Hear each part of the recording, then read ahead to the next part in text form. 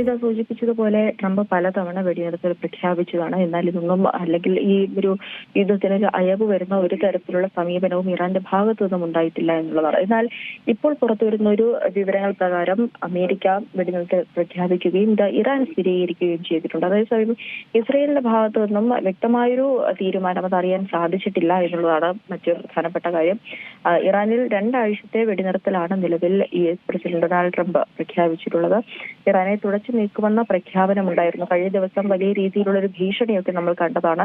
ഒറ്റ രാത്രി കൊണ്ട് ഇറാനെ തുടച്ചു നീക്കുമെന്നുള്ള വാക്കുകൾ, അത് വലിയ ആശങ്കയാണ് ലോകത്ത് ഉണ്ടാക്കിയത്. ആ പ്രഖ്യാപനത്തിന് പിന്നാലെയാണ് ഇപ്പോൾ 2 ആഴ്ചത്തെ വെടിനിർത്തൽ ഉണ്ടായിട്ടുള്ളത്.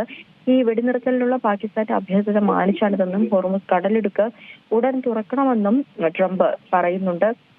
ഈ 2 ആഴ്ചത്തേക്ക് ആക്രമണം നിർത്തിവെക്കുമെന്നും ഇതിനിടെ ഈ ഇറാൻ വ്യക്തമാക്കുന്നുണ്ട്. ഈ 2 ആഴ്ചത്തേക്ക് ആക്രമണം ഉണ്ടാകില്ല എന്നും ഇതിന് സൈനികർക്ക് ഇതുമായി ബന്ധപ്പെട്ട് നിർദ്ദേശം നൽകുകയും ചെയ്തിട്ടുള്ളതായാണ് മനസ്സിലാക്കുന്നത്. അതായത് ഇത്രയും നാൾ ട്രംപ് പറഞ്ഞതുപോലെ ഇതിൽ ഇറാനും ഒരു വ്യക്തത വരുത്തിയിട്ടുണ്ട് എന്നുള്ളതാണ് ഇതിൽ ഏറ്റവും പ്രധാനപ്പെട്ട കാര്യം.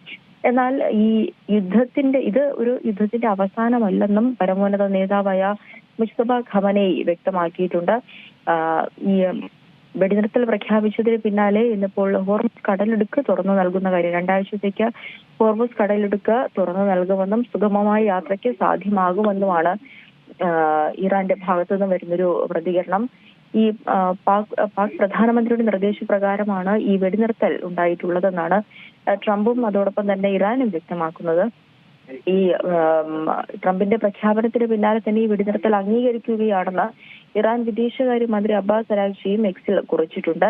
അങ്ങനെ ഇപ്പോൾ നിലവിൽ ഒരു ആശ്വാസം തന്നെയാണ്. നമുക്കറിയാം, കഴിഞ്ഞ ഫെബ്രുവരി 28-നാണ് ഇസ്രയേലും അമേരിക്കയും സംയുക്തമായി ഇറാനെ ആക്രമിച്ചത്. അതിന് പിന്നാലെ വലിയ രീതിയിലുള്ള സംഘർഷങ്ങൾ മേഖലയിൽ പൊട്ടിപ്പുറപ്പെട്ടു. ഗൾഫ് മേഖലയിലടക്കം വലിയ രീതിയിൽ ഇത് ബാധിച്ചു. ഈ യുദ്ധം ഗൾഫ് മേഖലയെ മാത്രമല്ല നമ്മളെയൊക്കെ തന്നെ, ഈ എല്ലാ രാജ്യങ്ങളെയും ഏത് രീതിയിലൊക്കെയാണ് യുദ്ധം ബാധിച്ചതെന്ന് നമ്മൾ കണ്ടതാണ്. ഏറ്റവും പുതിയ വാർത്തകളും വിശേഷങ്ങളും വിരൽത്തുമ്പിലറിയാൻ സീ മലയാളം ന്യൂസ് എല്ലാ ഡിജിറ്റൽ പ്ലാറ്റ്ഫോമുകളിലും ലഭ്യം.